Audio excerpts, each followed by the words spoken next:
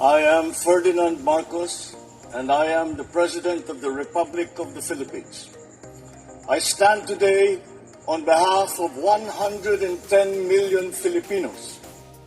Hi everyone, hello universe, it's me again. Aanhin mo naman ang win kung walang hangin. Sabi po ni dating dating Pangulong Noynoy Aquino, mga kababayan. Bakit ba lagi nila kinukontra itong mga magagandang ginagawa ni Pangulong Marcos Jr. para sa mamamayang Pilipino? Kung nakikita nyo yan guys, no? Sa ibabaw ng dagat talaga. Matindi ito mga kababayan. Maganda ito ha. Dahil dito talagang malakas ang hangin. So dahil dito sa magandang balita ito po yung isa sa mga bunga ng pagta-travel ni Pangulong Marcos Jr. sa buong mundo. Nagsisilabasa na po mga kababayan ang mga magagandang resulta. Alam nyo guys, sa bawat lakad ng Pangulo sa ibang bansa, may nakukuha sa mga investors. Hindi po pwede na instantly kaagad. No, proseso po yan. Proseso. Ngayon, ang ginagawa kasi ng Marcos administration, ito laging follow up. Sa totoo lang, follow up. Yan po ay narinig ko yan kay dating sino ba yung dating DTI secretary niya, si DTI secretary Pascual. Narinig ko sa kanya yan So dahil dito mga bes, napakaganda ito. Malaki maitutulong ito sa atin. Ganyan kagaling si Pangulong Marcos Jr. Sabi ko nga, sobrang hanga ako sa kanya dahil doon sa diskarte niya baga. Yung mga pamamaraan niya. Alam niya yung pinakapuno, paano ba pagandahin ng Pilipinas. So, dahil dito, dahil magaling siyang Pangulo, madiskarte, ito po yung resulta sa mga travels niya. Yung mga nag-o-ukray sa kanya, pa-travel daw ang Pangulo. Palibasa, wala kayong alam kasi. Ito, para kumpleto detalyado guys ayan sabi po ng Tickworm.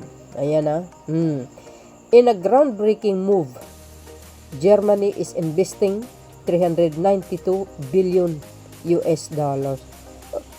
392 billion Philippine money po yun, sa US dollar, 6.7 billion. And goes.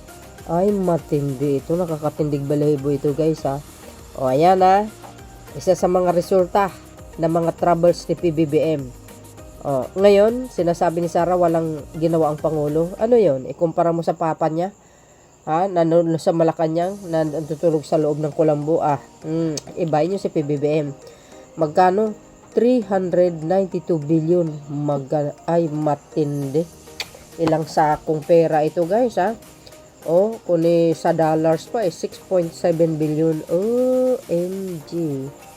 Matindi ito mga besa. To develop 3,260 megawatts of offshore wind energy across coastal regions like Ilocos Norte, Mindoro, and Northern Samar. Swerte. Diyan pala guys mailalagay. My goodness.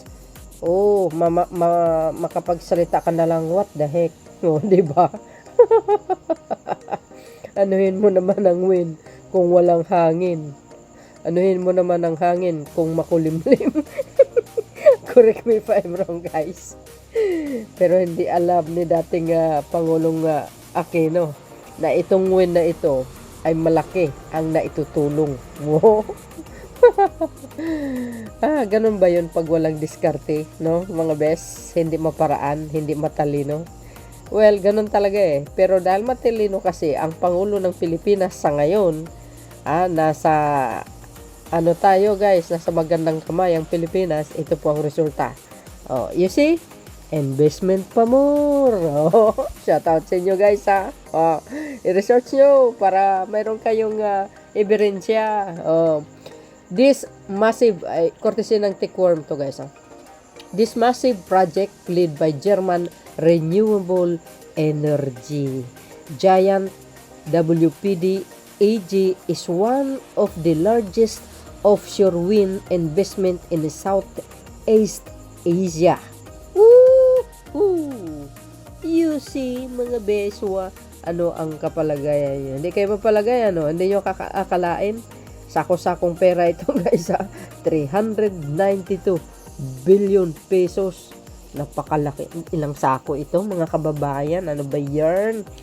O, di ba, mga beswa? Pinaka ano pala ito, no?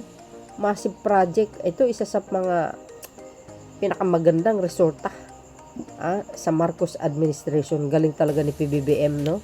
Mag-dialogo, no? Lalo na ito, guys, kung natatandaan nyo, 'di ba? Ang pangulo ay pumunta diyan sa mga lugar na 'yan diyan sa Europe. Pag halimbawa pumunta siya sa ng Europe. Sa tingin nyo kaya isang bansa lang pumunta? Hindi. Iba't ibang bansa ang pumupunta, mga sikat na mga investors o mga businessman, 'di ba? Kaya believe tayo kay Pangulong Marcos Jr. Yung mga nakikita natin round table meeting, bilateral meeting with the business leaders sa buong mundo. Nako, yan. Magaling talaga si PBBM, guys. Magdialogo baga. Ang galing niya. Tuloy. And a major step towards the Philippines goal of 35% renewable energy by the 2030 and 50% by the 2040. Oh, sino kaya mga pangulo na yan ang uupo dyan? Wag lang mga dutae, guys, hindi pwede na makaupo dyan. Oy. Oh, wow, sana maituloy ito, guys, no? Alam nyo, pag naipatayo itong malalaking win na ito, for sure pakinabangan talaga ng lahat. Oy, galing talaga ni PBBM. Inumpisahan niya.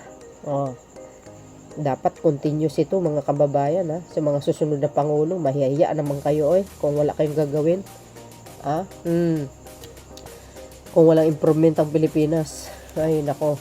Once completed, this wind farm could power millions of home, create thousands of green jobs, and reduce our dependence on fossil fuels. Oh, social, mga bes.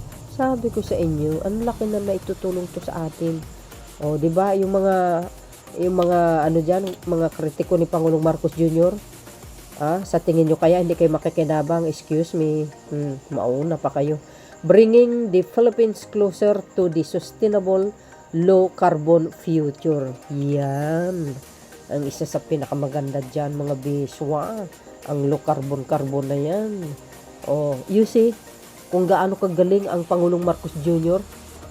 Nung pumunta siya dyan, sa mga bansa na yan, mga kababayan, dala-dala niya yung kanyang mga gabinete, which is ang economic teams. Alam po natin yan. Alam nyo, pag si PBBM ang uupo at makipagdialogo, grabe. Mapabilib ka talaga sa kanya. Oh, bakit kanyo? Guys, katangi-tanging pangulo kasi si PBBM na ganyan, makipagdialogo sa mga banyaga sa buong mundo. Mag-iikot siya, 'di ba? Para mag-encourage ng investors dito sa Pilipinas. Alam niyo, sa totoo lang, believe ako sa kanya. Siya, pinagmamalaki niya ang Pilipinas. Oo, talagang pinagmamalaki yan niya, mga kababayan. Pinagmamalaki niya, pinagtatanggol niya, lalo ng West Philippine Sea. Pero si Sara Duterte, no comment. Pinagmamalaki? Hindi. Ang ginawa niya, siniraan niya pa si Pangulong Marcos Jr. doon sa international interview ng Russian journalist ba yun? Siniraan si PBBM at saka si Speaker. Sabi niya kay Pangulong Marcos Jr., lasing daw sa kapangyarihan, hindi na daw siya bababa sa palasyo. Si Raulo pala siya, kung yun ang hiling ng taong bayan, may magagawa ba si Sara Duterte? Wala siya magagawa kung hilingin ng taong bayan for another term ni Pangulong Marcos Jr. Doon siya nagkamali. Diba, guys? So, this isn't just energy. It's sovereignty, sustainability, and economic growth riding the wind. Diba?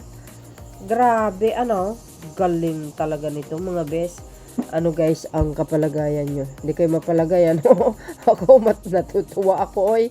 Oh, siyempre, yan ang bunga ng kanyang mga troubles. So, ayan, totoo yun. Kung napanood nyo sa isang interview niya with the Russian na journalist ba yun? Siniraan niya si Speaker at saka si Pangulong Marcos Jr. At alam nyo guys, pag once siniraan mo ang isang Pangulo, parang siniraan mo siniraan mo na din ang bansang Pilipinas. Bakit? Pangulo ng bansa yun eh. Oh, di ba? Alam niyo yung mga ginawa ni Sara Duterte, do you think magtatagumpay siya? Hindi, kasi ang Diyos nakikita yung mga masamang gawain niya. Oh, tulad nito. Sino bang hindi maiinggit? No, kaya sinisiraan niya si Pangulong Marcos Jr. kasi magaganda yung mga gawa niya. Tingnan niyo. Wow! Oh, yan. Mindoro. Samar. Agay. Swerte. Doon nyo ipatayo sa inyo. Yan. Agay. Shout out sa inyo mga best. Sabi dito, Philippines got at 392 billion from the Germany to develop 3,260 megawatts of clean offshore wind energy. Yahoo!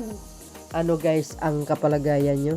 O inulit ko na naman, but anyway, ako masaya ako and kudos naman talaga kay Pangulong Marcos Jr. Mr. President, ginagalingan mo kaya sinisiraan kanila ng gusto. Ako naman ang gagawin ko, spread ko lahat ng magagandang nangyayari sa Marcos administration, mga big project, mga magagandang programa, etc. Yes. Siyempre guys, yun man lang maitutulong natin kay Pangulo to spread the good news from his his administration. Malaking tulong po 'yan to inform all the Filipino people who are always watching in my channel. Next naman English yun guys But anyway guys, maraming salamat sa inyong watching. See you again on my next upload videos. Of course guys, abangan ang mga magagandang balita natin. Ewan ko lang kung ito ay binalita sa mainstream media. Wala akong nakikita hindi naman kasi nanonood doon. So yun guys, ano po ang masasabi natin sa magandang balita na ito, and see you again on my next upload. Bye and babus. God bless Philippines. Babus!